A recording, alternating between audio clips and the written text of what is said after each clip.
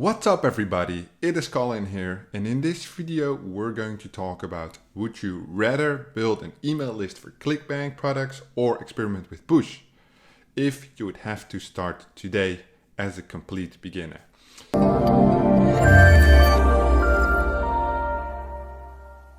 So Elias from my Facebook group Affiliate CPA Marketing for Beginners asked this question, and today we're going to answer it in 3 simple steps.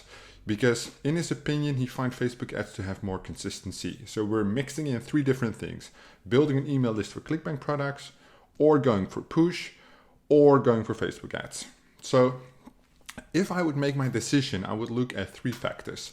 The first factor being the starting budget. What is the capital you have available to build your business? As capital is one of the most overlooked things in business. Building a business takes money. You would have to invest into your business and hopefully yield the results later on. People have the common misconception that if you start working for yourself, you have to work less. You actually have to work more, and probably even when you don't want to work. Then the business will usually not yield results. You will have to keep on investing. I invested in my business for a long time. I think like 18 months. I sunk in 12,000 euros before I ever saw a positive result. That's being said, it's not for everybody. Also, 90% of businesses fail the first year, and of that 10%, 90% fails within the next 5 years. Those are like baseline statistics, which if you start out with entrepreneurship, anybody will tell you. But enough of that, the starting budget. If you have a small budget and you want to do it as a side hustle, I recommend you to build an email list. You get an autoresponder which will send out your emails for as low as $50 a month. Keep in mind, you have to go for quality over being on the costs. So if you have an autoresponder for $10, it's probably going to be shit. All your emails go to spam. It's useless. You want to get the right results. So I personally I use ActiveCampaign, which they don't allow direct affiliate links. So I bring my people always to a bridge page first and then sell them on the offer, the affiliate offer with a pre-sale. That's how I like to do things. And it also yields higher conversion rates than just direct linking to a video sales letter. Good tools are like Aweber, but you also have built-in tools for funnel builders that include email autoresponders. This way, however, you would have to promote organically through a blog, which has a little bit of cost, maybe YouTube videos, maybe something else. As running paid traffic to build your email list will have significant more cost. And if you want to do that, I would consider making a hybrid with the Facebook ads. When it comes down to the paid traffic sources, push ads and Facebook ads, I recommend at least a budget, which I always do in every of my videos, of $1,000. $1,000 will allow you to spend 80 to 90% of that money, $800 to $900, to learn the platform. Even if you're watching hundreds of hours of YouTube videos, you're reading entire books, it will not prepare you for the actual implementation of what you've learned. So be prepared to invest a decent amount of money and learn what is required to actually run these campaigns. So let's assume the budget and get back to that later. Elias said, I find Facebook ads to have more consistency. Well, I wrote down the consistency in an email list is usually plus quality because you're nurturing your email list. Why is the consistency there? Because people who do not like the content unsubscribe. So you lose those leads, those contacts, which allow you to stabilize the data over time. I know from heart, my link click-through rate is always 3.12% on average, and the open rate is around 22%. We send out probably 500 to 800 emails a month over our entire audience, which is over 20,000 people. So that is hundreds of thousands worth of emails, and the data is all stabilized. Of course, this is over various different things. These are our paid products, these are our leads, these are ClickBank stuff, this is blog stuff, all kinds of different emails. But the data from the emails is very stable because the users who do not open get removed once a quarter from our list the last 90 days. The users who do not click but open a lot, we just keep them. Might be able to sell them something else. And the users who click, obviously you rank those two separate lists because those are very much engaged. If you keep your email list clean, then meaning removing subscribers that don't open any emails, that just take up space, and the email autoresponders that charge you on a certain amount of contacts you have, the quality will stay good and the consistency will stay good. With push ads, the consistency is not there, meaning some days it might be great, other days it might be shit.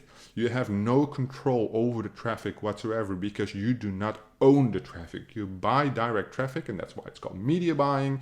And this will not allow you to monitor the traffic as good as on an email list, which you actually own the data for. With Facebook ads, the algorithm is a lot more developed, so it's a lot more consistent, but it can be hit or miss. It depends how big the audience is, it depends on how much your spend is, how popularized your pixel is, so it depends on a lot of different variables. Keep that in mind. The results, which is basically my third topic I want to discuss for you to make your choice. The email list results are long term. You might have to spend upfront in tools, in softwares, and you have to nurture your leads over time and then close the sales over time. You cannot expect to blast out one email and make 100 sales. The sales will drip in slowly. With push, it's the other way around.